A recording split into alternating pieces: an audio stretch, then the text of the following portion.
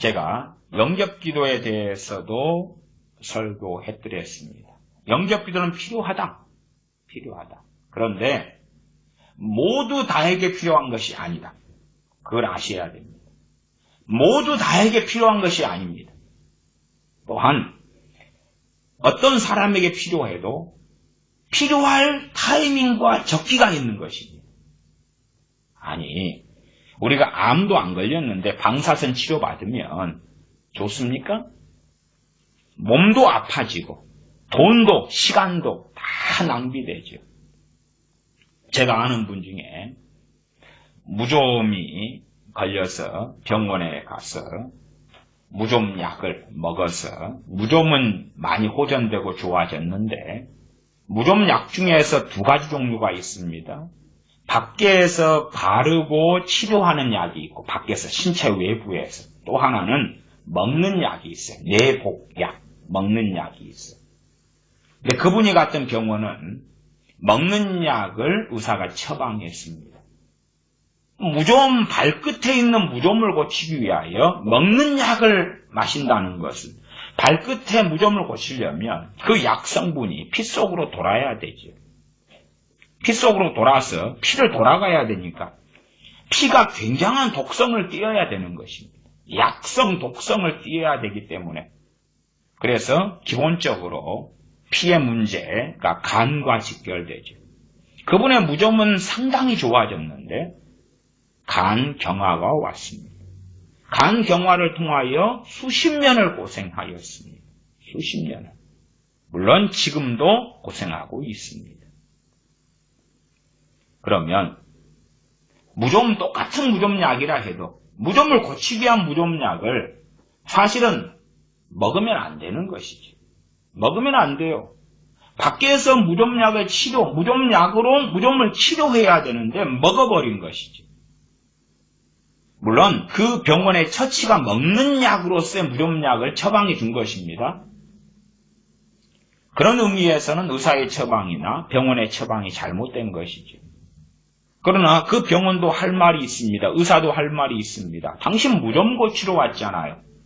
당신 무좀 많이 좋아지게 했어요. 그러면 이 환자가 내 간은 망가졌는데요. 그러면 의사도 할 말이 있겠죠. 물론 거짓말이겠지만 당신 간은 본래부터 안 좋았어요. 다른 사람은 이 무좀약 먹고도 멀쩡하더만 당신만 이렇게 그래요? 이건 우리 병원이나 처방의 문제가 아니요. 어쨌든 그 병원은 책임지지 않았습니다. 그러면 아니 무좀약도 먹는 걸 처방해 버리니까 문제가 생겼잖아요. 문제 생겼어요. 아무리 좋은 약이라도 그 사람과 상황이 안 맞는 약이면 문제가 생기잖아요. 아무리 좋은 영양제라도 지금 내 몸에 성분이 과다 성분이에요. 과다 성분인데 그것을 더 먹어버리면 문제가 심각해지잖아요. 납 같은 걸 보면 납이 참 세상에 유용합니다. 우리가 그런 가전제품 이런 걸 벗겨보면 다 납으로 납땜되어 있고 이런 것도 많이 발견하잖아요. 참 유용한 것입니다. 그런데 그것을 먹으면 납 중독이 되는 것이죠. 그런 것처럼 예수님을 영접하는 영접기도도 누군가에게 또한 타이밍이 안 맞을 때 또 잘못 처방될 때는 끔찍한 참사를 일으킨다 그 말이에요. 어떤 사람들에게는 그걸 썼을 때에 그럴 때에 좋은 결과보다는 비극을 마치 먹는 무좀약처럼 초래할 수 있다 그 말이에요. 그런 의미에서 제가 영접기도의 유용성도 얼마 말씀드렸으나 위험성도 과거에 다루고 설교해드렸습니다. 그러나 어리석은 사람들은 책임을 하나님께 떠넘기고 싶어요. 어떤 책임요? 구원의 책임, 변화의 책임. 그러면 책임을 떠넘기려면 나는 혹은 우리는 아주 최소한의 행위만 하면 돼요. 최소한의 행위만. 그 최소한의 행위가 뭐냐 그러면 믿습니다. 아니면 예수님 영접합니다.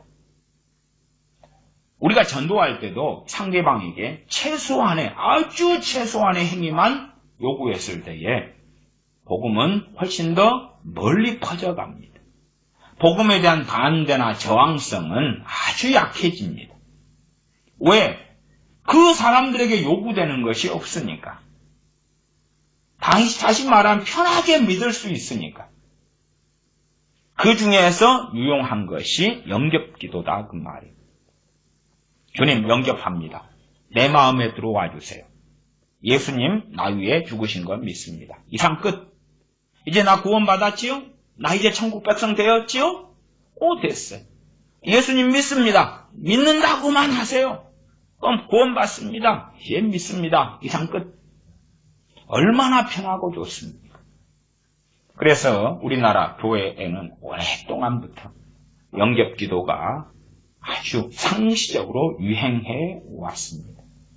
그러나 제가 중요한 어떤 암치료약이다. 이것은 그 암을 가진 사람에게 또한 그 사람의 때에 맞춰서 유용한 것입니다. 초기 치료제를 말기 암 환자에게 사용하면 안 맞겠고 그 생명을 살릴 수 있는 암 치료제가 암 걸리지 않은 사람에게도 또한 안 맞겠죠. 과연 주님을 영접하는 이 기도를 누구에게 사용할 때에 효과적이고 도움이 될까? 그 정답은 언어로, 책으로 설명이 불가능합니다. 왜 불가능하냐 그러면 3장 3절 때문에 그렇습니다. 빌립보서 3장 3절이죠. 하나님의 성령님으로 봉사하며 하나님의 성령님으로 하라 그 말이에요. 봉사하는 게 뭡니까? 교회 가가지고 설거지하는 것, 주방에 봉사하는 것, 노인대학 가서 치닥거리 하는 것, 그런 식으로 봉사를 만들어 버렸지만, 그러나 하나님의 나라를 구하며 하나님을 기쁘시게 하기 위하여 행하는 그 모든 것이 봉사예요. 그 모든 것이. 여전도의 일, 전도하러 노방전도 가는 거, 이런 거 봉사. 아닙니다. 예배당 청소, 물론 그것도 포함되겠지요. 그러나 중심은 아니에요. 말하자면 예배당을 한 50평짜리만 장만하면 될 것을 500평 해놓고 청소한다 그러면 뭐라 그러겠어요? 하나님 입장에서는. 참 너희들 바보 같다. 쓸데없는 일을 만들어가지고 거기에 돈도 엄청 보내고 시간도 보내고 청소하려고도 발버둥 치네. 쓸데없는 일을 만들어서. 하나님의 영이시니 예배하는 자는 신령과 진정으로 예배할 뿐만 아니라 육은 무익하니라 말씀하셨지요. 그러나 그 육적인 일에 엄청 매달리고 만들어놨으면서 이게 봉사다. 그러면 안 되지. 그 어느 병원에 가서 병원의 의사분이 무좀을 치료해야 되는데 먹는 무좀약을 처방했다.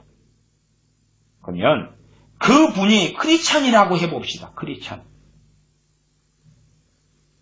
그분이 그렇게 말한다고 합시다. 의사 때문이요. 그 병원 탓이요. 하나님 앞에서는, 세상에서는요, 그분이 옳아요. 세상에서는. 왜? 의료 분쟁으로 그 병원과 의사와 소송을 한다면 그분이 피해자가 되니까 옳아요. 근데 그분이 크리스찬이고 하나님 앞에 서서 너는 왜 평생 강경화 때문에 고생하다가 죽었느냐?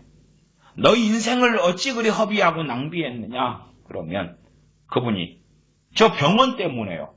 저 병원 의사 때문에요. 그럼 주님은 뭐라고 말씀하시겠어요? 성령님을 조차 행하라고 했지 않느냐? 성령님을 조차 행했으면 그 병원에 가려니까 성령님께서 방해하시겠죠. 방해를. 그가 깨어있는 것만큼 방해 소리는 크겠죠.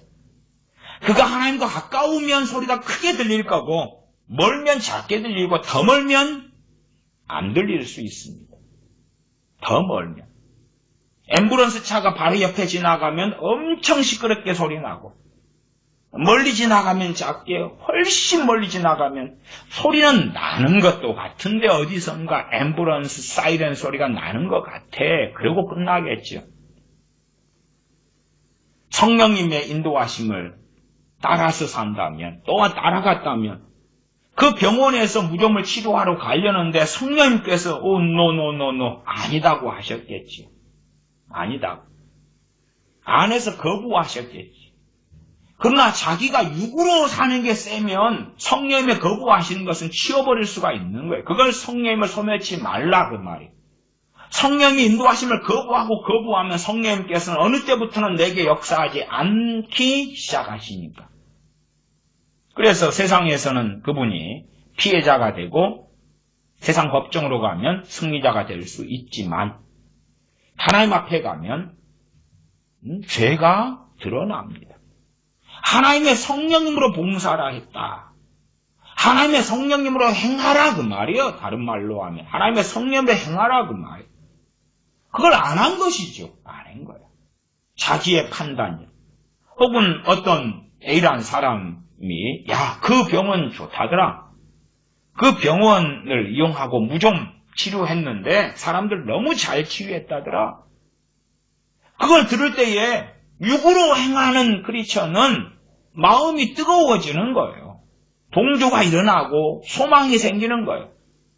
그 다음에 가서 치료하고 무덤은 좀 낫고 간이 망가져서 평생 고통을 받다가 인생이 마치는 거지. 정상적인 일도 제대로 못해요. 스트레스만 조금 받으면 쓰러져요. 가정생활도 살림도 직장생활도 제대로 못해요. 무엇 때문에요? 성령님의 인도하심 따라 살지 않았기 때문에 그렇지.